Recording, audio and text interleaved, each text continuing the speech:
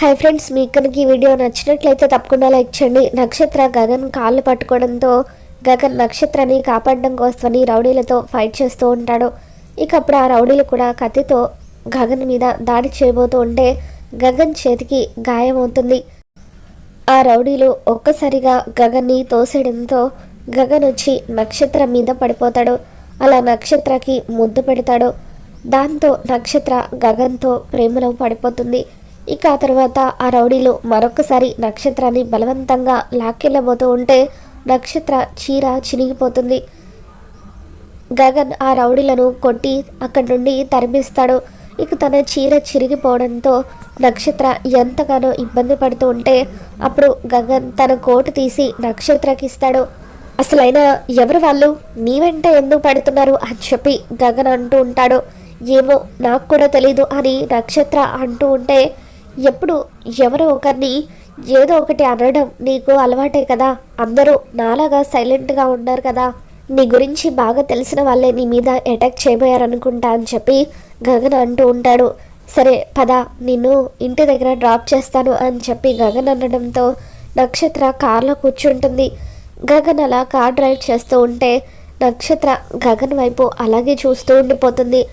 నా కలల రాకుమారుడా, ఇన్ని రోజులుగా నా కళ్ళల రాకుమారుడు ఎక్కడెక్కడ ఉన్నాడని నేను వెతుకుతున్నాను, కానీ ఇన్నాళ్ళు నా కళ్ళ ముందే ఉన్నా కూడా నేనే నిన్ను గుర్తుపట్టలేకపోయానా అని చెప్పి బావ అంటూ మనసులో అనుకుంటూ ఉంటుంది. నేను ఫిక్స్ అయిపోయాను, నువ్వే నా మొగుడు అని, నువ్వు కూడా ఫిక్స్ అయిపో అని చెప్పి అలా గగన్ వైపు ప్రేమగా చూస్తూ ఉంటుంది. మరో పక్క భూమి ఇంటికి వచ్చేస్తుంది. భూమి ఇంటికి వచ్చేసరికి శారద కృష్ణప్రసాద్ ఫోటోని చూస్తూ ఉంటుంది. ఏంటంటే అంకుల్ ఫోటో చూస్తున్నారా, అంకుల్ ఆ డ్రెస్లో ఎంత బాగున్నారో అని చెప్పి భూమి అంటూ ఉంటే అప్పుడు నీకెలా తెలుసమ్మా, నువ్వు ఆయన్ని డైరెక్ట్గా చూసావా అని చెప్పి శారద భూమిని అడుగుతూ ఉంటుంది. దాంతో భూమి, ఆంటీ మీకు ఒక నిజం చెప్పనా, సంగీత్ ప్రోగ్రాం జరుగుతుంది కదా, ఆ సంగీత్కి వాళ్ళందరికీ డ్యాన్స్ నేర్పించమని శరత్ చంద్ర అంకుల్ నాకు ఫోన్ చేసి చెప్పారు. నేను వాళ్ళకు డ్యాన్స్ నేర్పించడం కోసం ఆ ఇంటికే వెళ్తున్నాను. ఈరోజు కృష్ణప్రసాద్ అంకుల్ దగ్గరుండి పెళ్లి పనులన్నీ కూడా చేశారు, డ్యాన్స్ కూడా చాలా బాగా చేశారు అని చెప్పి భూమి అంటూ ఉంటుంది. అప్పుడు శారద నిజమా భూమి అని చెప్పి భూమి చెప్పే కబుర్లు వింటూ ఎంతగానో ఆనందపడిపోతూ ఉంటుంది. శారద చాలా హ్యాపీగా ఉంటుంది. ఇక అప్పుడు భూమి ఒకసారి ఆంటీని తనకు ఎలాంటి కోడలు కావాలో అడగాలి, ఆంటీని మెప్పిస్తే అప్పుడు గగన్ని కూడా ఈజీగా మెప్పించవచ్చు అనుకొని, ఆంటీ మిమ్మల్ని ఒక మాట అడగొచ్చా, అసలు ఇంతకీ మీకు ఎటువంటి అమ్మాయి కోడలుగా రావాలి అని చెప్పి భూమి అడుగుతూ ఉంటుంది. దాంతో శారద నాదే ఉందమ్మా, నాకు పర్టికులర్గా ఇలాంటి అమ్మాయి అని ఏమీ లేదు, గగన్కి నచ్చితే చాలు అని చెప్పి అంటూ ఉంటుంది. ఉదయం గగన్ గారు ఆయన అభిప్రాయాన్ని చెప్పారు కదా ఆంటీ, ఆయనకు మిమ్మల్ని బాగా చూసుకునే అమ్మాయి కోడలుగా వస్తే నచ్చుతుందని, మరి మీకు అటువంటి అభిప్రాయాలు ఏమీ లేవా అని చెప్పి భూమి అడుగుతూ ఉంటుంది. ఇక దాంతో శారద, వచ్చే అమ్మాయి నన్ను బాగా చూసుకోకపోయినా పర్వాలేదమ్మా, కానీ వాడిని మాత్రం బాగా చూసుకోవాలి, చిన్నప్పటి నుండి వాడు ఎన్నో కష్టాలు పడ్డాడు, ఎన్నో అవమానాలను భరిస్తూ ఎంతో కష్టపడి ఈరోజు ఈ స్టేజ్కి వచ్చాడు, ఏ రోజు కూడా వాడి సంతోషం గురించి ఆలోచించలేదు, అందుకే ఈ పెళ్లి తర్వాత అయినా వాడు ఆనందంగా ఉండాలని నేను అనుకుంటున్నాను, వాడికంటూ ఒక కుటుంబం ఉండాలి, భార్య పిల్లలతో వాడు సంతోషంగా ఉండాలి, వచ్చే అమ్మాయి వాడిని కంటికి రెప్పలాగా చూసుకోవాలి అని చెప్పి శారద అంటూ ఉంటుంది. అంతేనా ఆంటీ, అసలు మీకు కాబోయే కోడలు ఇంకెలా ఉండాలనుకుంటున్నారు అని చెప్పి భూమి అంటూ ఉంటే అప్పుడు శారద, నాకు నీలాంటి అమ్మాయి కోడలుగా కావాలని చెప్పి అంటూ ఉంటుంది. దాంతో భూమి ఎంతగానో మురిసిపోతూ ఉంటుంది.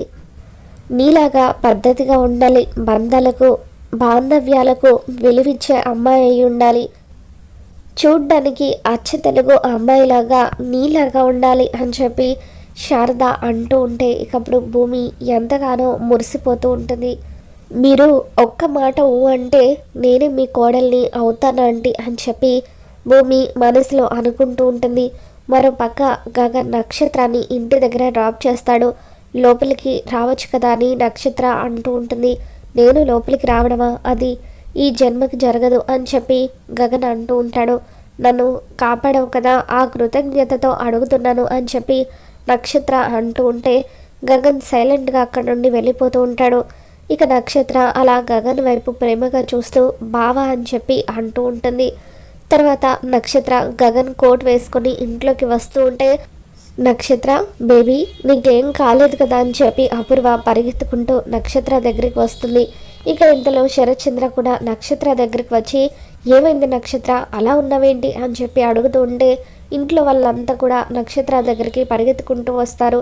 ఏంటి ఏమైంది అలా ఉన్నావని చెప్పి అందరూ కూడా అడుగుతూ ఉంటే నన్ను కొంతమంది రౌడీలు కిడ్నాప్ చేసి చంపడం కోసమని తీసుకువెళ్లారు అని నక్షత్ర చెబుతూ ఉంటుంది. దాంతో శరత్చంద్ర ఏంటి నా కూతురు మీద రౌడీలు అటాక్ చేశారా, ఇప్పుడు పోలీస్ కంప్లైంట్ ఇస్తాను, వాళ్ళ అంతు చూస్తాను అని చెప్పి అంటూ ఉంటాడు. ఇక దాంతో అపూర్వ అమ్మో ఇప్పుడు కానీ బావా పోలీస్ కంప్లైంట్ ఇస్తే నా గురించి బయటపడిపోతుంది అని చెప్పి పోలీస్ కంప్లైంట్ ఇస్తే మళ్ళీ వాళ్ళు అది మనసులో పెట్టుకొని మన నక్షత్రాన్ని ఏదైనా చేస్తే వద్దు బావా, అసలు వాళ్ళెవరో వేరే వాళ్ళు అనుకొని నక్షత్రాన్ని తీసుకువెళ్ళి ఉంటారు, లేదంటే మన నక్షత్రం మీద ఎవరికి కోపం ఉంటుంది అని చెప్పి అపూర్వ అంటూ ఉంటుంది. ఇక ఆ తర్వాత నక్షత్ర నాన్న ఈరోజు గగన్ నన్ను సేవ్ చేశాడు, గగనే గనక లేకపోయి ఉండుంటే మీ ముందు నేను ప్రాణాలతో ఉండేదాన్నే కాదు, వాళ్ళు నన్ను చంపేసి ఉండేవారు అని చెప్పి నక్షత్ర జరిగిందంతా కూడా ఇంట్లో వాళ్ళకు చెబుతుంది. ఇక తన కొడుకు చేసిన గొప్ప పని తెలుసుకొని కృష్ణప్రసాద్ ఎంతో ఆనందపడిపోతూ ఉంటాడు.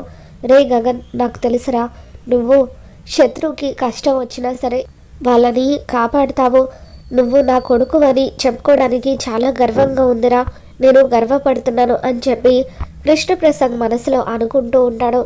ఇక ఆ తర్వాత నక్షత్ర రా బేబీ ఎంతలా అలసిపోయావో ఏంటో అంటూ అపూర్వ నక్షత్రాన్ని లోపలికి తీసుకెళ్ళిపోతుంది. మరో పక్క గగన్ చేతికి గాయమయ్యి రక్తం కారుతూ ఉంటుంది. గగన్ ఇంటికి వచ్చిన తర్వాత ఏంట్రా ఇంత ఆలస్యమైంది అని చెప్పి శారద అంటూ ఉంటే ఏం లేదు మామ అని చెప్పి గగన్ అంటూ ఉంటాడు.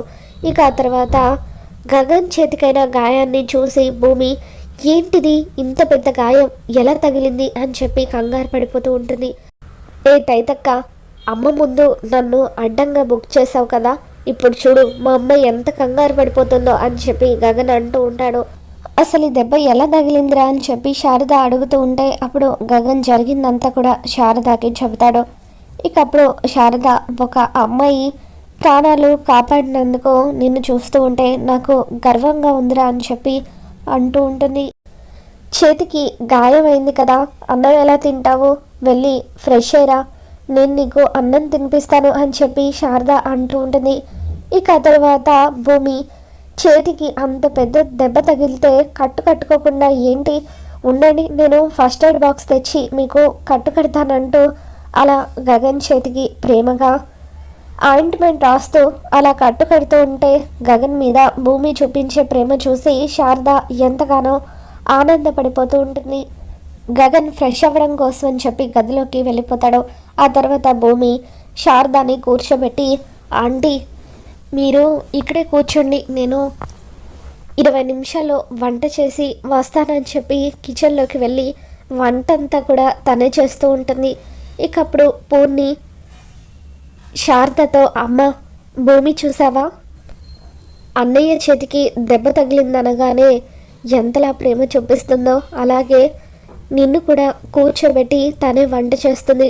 అసలు ఇటువంటి అమ్మాయి మన ఇంటికి కోడలిగా వస్తే బాగుంటుంది కదమ్మా అని చెప్పి పూర్ణి అంటూ ఉంటుంది. అందరి గురించి భూమి ఇంతలా ఆలోచిస్తుంది, కేవలం మన ఇంట్లో ఉంటున్నందుకే భూమి ఇంతలా ఆలోచిస్తుందంటే ఒకవేళ అదే ఇంటి కోడలైతే మనలో కలిసిపోతుంది కదమ్మా అని చెప్పి పూర్ణి అంటూ ఉంటే అప్పుడు శారద అవునే, నా మనసులో ఏదైతే ఉందో నువ్వు కూడా కరెక్ట్గా అదే చెబుతున్నావు, భూమి లాంటి అమ్మాయి కాదు, భూమి నాకు కోడలిగా వస్తే ఎంత బాగుంటుందో, వాణ్ణి భూమి అయితేనే కళ్ళల్లో పెట్టుకొని చూసుకుంటుంది అని చెప్పి వెంటనే ఈ విషయం వాడితో మాట్లాడాలని శారద అనుకుంటూ ఉంటుంది. ఇక తర్వాత రోజు ఉదయాన్నే గగన్ ఆఫీస్కి వెళ్తూ ఉండగా, ఒక్క నిమిషం రా, నీతో ఒక విషయం మాట్లాడాలని శారద అంటూ ఉంటుంది. ఏంటమ్మా, మళ్ళీ పెళ్లి చూపులా అని గగన్ సీరియస్ అవుతూ ఉంటాడు. లేదురా, పెళ్లి చూపులు కాదు, కానీ నీ పెళ్లి గురించే నేను మాట్లాడాలి. నేను చూపించిన అమ్మాయిని నువ్వు పెళ్లి చేసుకుంటావా అని చెప్పి గగన్ని అడుగుతూ ఉంటుంది. అప్పుడు గగన్, అమ్మ, ఎప్పుడైనా నువ్వు చెప్పిన మాటను కాదన్నానా? నువ్వు ఎవరిని చూపిస్తే వాళ్ళని ఖచ్చితంగా పెళ్లి చేసుకుంటాను అని చెప్పి గగన్ అంటూ ఉంటాడు. అయితే భూమిని పెళ్లి చేసుకోరా అని చెప్పి శారద గగన్కి చెబుతూ ఉంటుంది. ఇక దాంతో గగన్ ఒక్కసారిగా షాక్ అవుతూ ఉంటాడు. మరి రాబోతున్న ఎపిసోడ్లో ఏం జరగబోతుందో మన ఛానల్లో తెలుసుకుందాం. మీకు కనుక ఈ వీడియో నచ్చినట్లయితే తప్పకుండా లైక్ చేయండి.